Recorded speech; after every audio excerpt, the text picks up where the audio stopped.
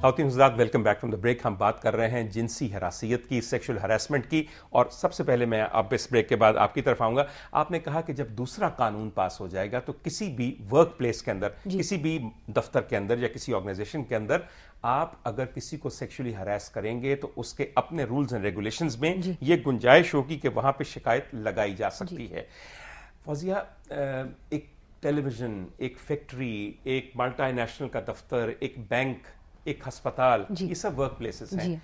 एक औरत जो ईंटों के भट्टे पे काम करती है, जो कि खेती बाड़ी करती है, जो कि बजरी कूटती है, उसके अंदर कौन सी रूल्स एंड रेगुलेशंस होंगी उस इदारे में? नहीं, ये जो कानून है ना, ये फॉर्मल सेक्टर के लिए है। अच्छा, ये बजरी कूटने वाले के लिए वो पाकिस्तान पीनल कोड की अमेंडमेंट है, इसीलिए दो कवानीन है, ताकि ऐसा ना हो कि अगर वर्क प्लेस की हम बात करें तो फिर वो खवातीन रह जाएं जिनके पास अपॉइंटमेंट लेटर नहीं होता या जिनकी फॉर्मल, तो इनफॉर्मल वर्क प्लेस दूसरे कानून के अंदर। इसीलिए ये बहुत ज़रूरी है कि दोनों कवानीन पास हों, फिर एक मुकम्मल लीगल सोल्यूशन हमारे पास हो। फॉर्मल और इनफॉर्मल दोनों वर्क प्लेस दोनों को हम कवर करना चाहते हैं। खातिन, इस ब्रेक के बाद हमारे साथ हमारे दोस्त मोहम्मद तहसीन साहब भी तशरीफ रखते हैं, जो बुनियादी तौर पे एक सोशल एक्टिविस्ट हैं और इनका पूरा ताल्लुक रहा है इस बिल के पूरे प्रोसेस में जब तक वो पास नहीं हुआ। तहसीन साहब, एक तो welcome to the programme sir. वैसे कैसा ये है कि अभी तक हम सारा जिक्र ये कर रहे हैं कि औरत की सेक्सुअल हरासमेंट होती है, औरत को जिनसी तौर पे हरासा किया जाता है। आप एक मर्द हैं, आप महसूस नहीं करते कि कभी कभी शायद मर्द भी इसका शिकार होता हो? बिल्कुल होते होंगे, लेकिन हकीकत तो ये है कि इस मुल्क की 100% ख़वातीन जिनसी तौर पे हरासा होती हैं, और अगर मर्द होते होंगे तो 10-15% होते होंगे। कम है मगर होते ज़रूर होते होंगे। मतलब ये अजीब सा मुआशरा बना दिया हमने। तो ज़्यादा ज़रूरत यह है कि जो ज़्यादा पिस रहे हैं उनके लिए आवाज़ उठाई जाए। इसलिए ये बिल पे ख़ास तौर पे ख़वातीन की जो जिनसी हरासत है उस पे बहस। फौजिया एक ऐसे प्रोग्राम में बैठ के इस पूरे बिल की जुज़ियात पे धुआंधार तकरीर कर रही थी, जिसके नीचे 2 स्ट्रिप्स चल रही थी जो होस्ट के बारे में लोगों के भेजे हुए SMS और ईमेल्स पे थी। मैंने 3 मिनट तक वो पूरे कमेंट्स पढ़े और मैं बिल्कुल अलल ऐलान वो कमेंट्स बताना चाहता हूँ। वो कमेंट्स थे, so and so you are looking so cute, so and so you are wearing such a lovely colour, so and so आपके बाल कितने प्यारे हैं और कितने चमकीले हैं। फौजिया, आपने शायद अपना इंटरव्यू नहीं देखा, मगर मैं आपको गवाह बनाता हूं कि क्या पाकिस्तान टेलीविजन के जितने भी यहाँ पे मुख्तलिफ चैनल्स हैं, उनके यहाँ सुबह के वक्त हम ये कमेंट्स इनवाइट नहीं करते। जब तहसीन साहब, हमारी खवातीन जो कि रोल मॉडल्स बन जाती हैं मीडिया पे आके, वो ये कमेंट्स इनवाइट करती हैं, तो हमारे लोगों को आदत पड़ती है औरत के ज़ाहिरी हुस्न पे कमेंट देने के लिए।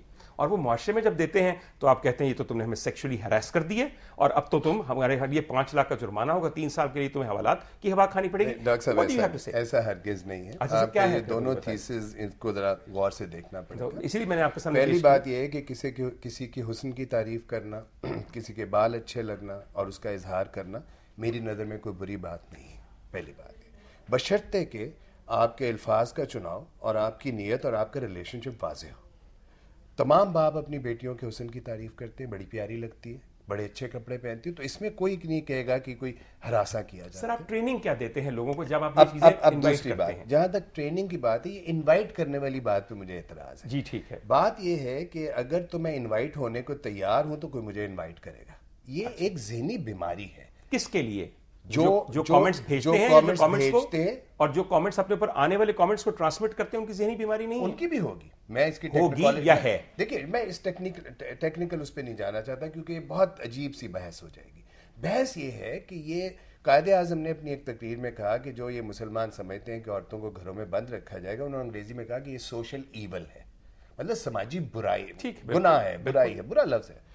अब ये यहाँ पे देखिए क्या हो रहा है कि मतलब कोई मुझे इनवाइट कर ले, भाई ये क्या किस मुआशरे की बात कर रहे हैं? मैं इनवाइट होने के लिए तैयार हूं तो कोई मुझे इनवाइट करेगा, अदरवाइज कोई नहीं कर सकता।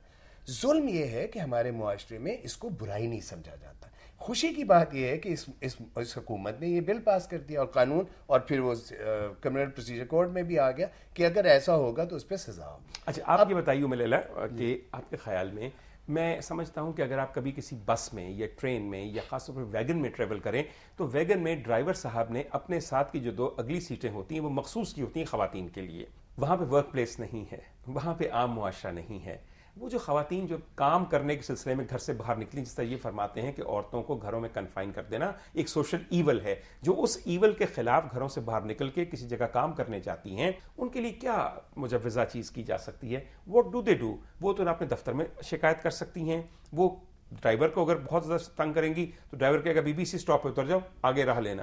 What would they do? دیکھیے ایک تو سب سے بڑی بات ہے وہ مینٹل ٹارچر کا بہت شکار ہوتی ہیں خواتین. ہوتی ہیں، وہ یہ کہہ رہے ہیں کہ ہونے کے بعد کریں کیا؟